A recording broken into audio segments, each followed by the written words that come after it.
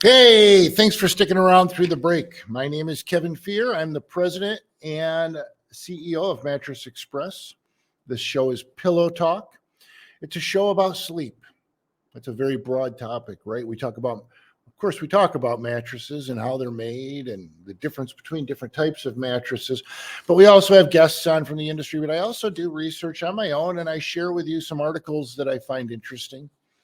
I've said this over and over and over, but sleep affects every part of your life. It seems it affects your when you wake up. If you have a bad night's sleep, your mental acuity is going to be off. You're not going to drive as well. You're not going to be as productive at work. It's going to affect your relationship. It's going to affect your blood pressure. It's going to affect weight gain, and you could go on and on and on and on. And it's so important. And I tell people, if you want to improve your quality of life, the first thing that I would do is work on getting a better night's sleep. Did you know that if you stopped eating and stopped sleeping, you would die of lack of sleep before you would starve to death? I just find that fascinating. Your body values sleep more than food.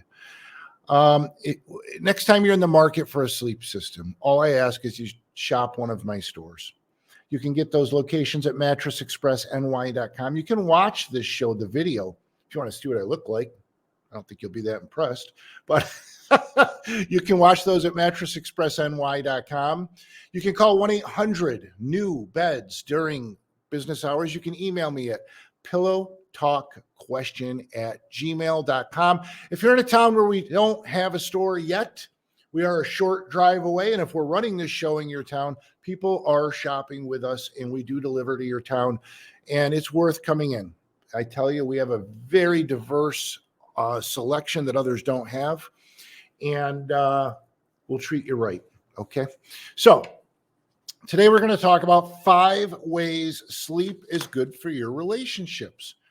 Just the most common sense. If you wake up miserable, you're going to be miserable. That's not good for your relationship, right? But let's start with here. It says sleep is clearly important for our health, helping our bodies function at their best. It's also key to productivity, helping us stay fresh, focused the following day. But does getting a good night's sleep affect our relationships too? And the bottom line is yes. Sleep helps us approach others and avoid loneliness. Now, when I saw this headline originally, I said, baloney.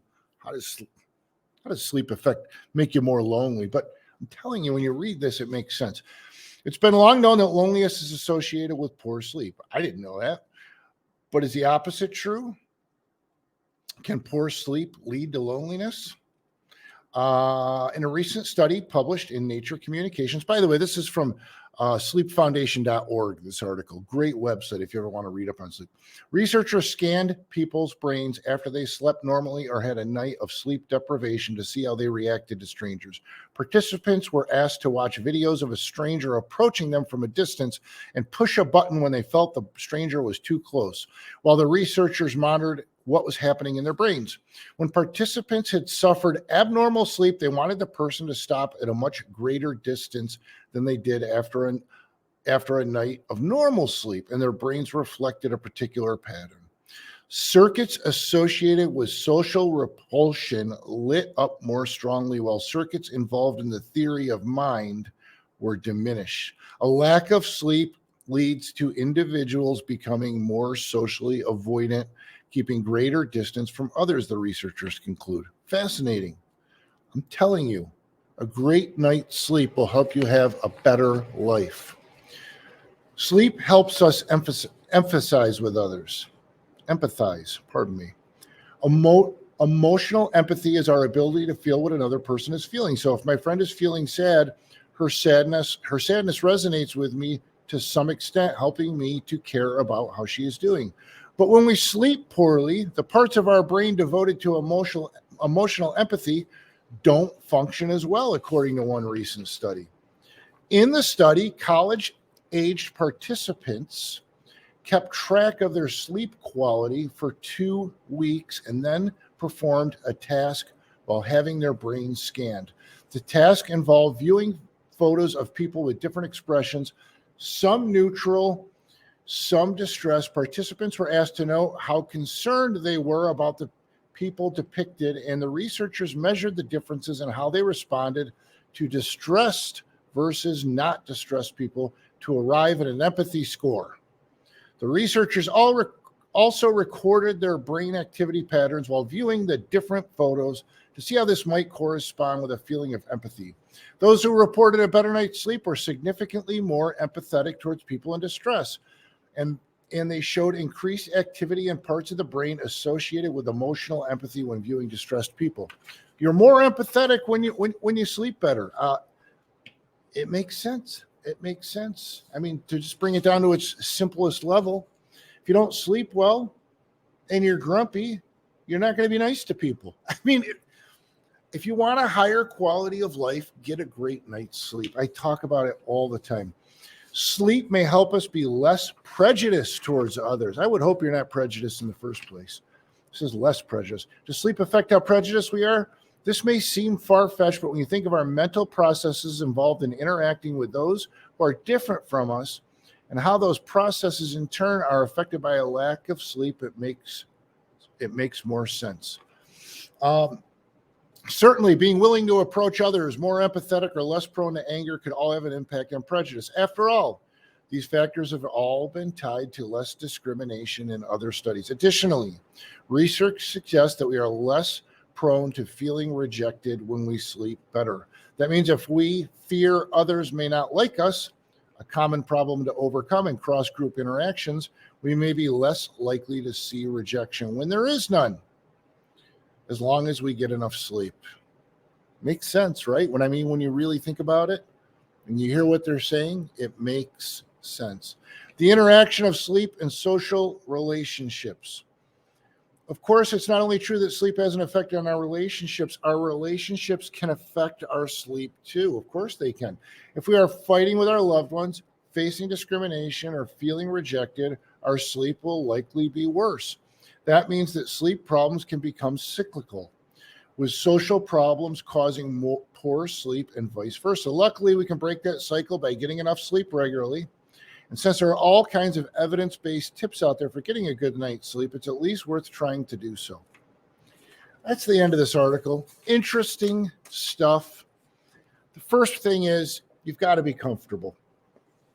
And if you're sleeping with a partner, it's not always easy to get comfortable and get a great night's sleep. And if you're not getting a great night's sleep, it's going to lower your quality of life.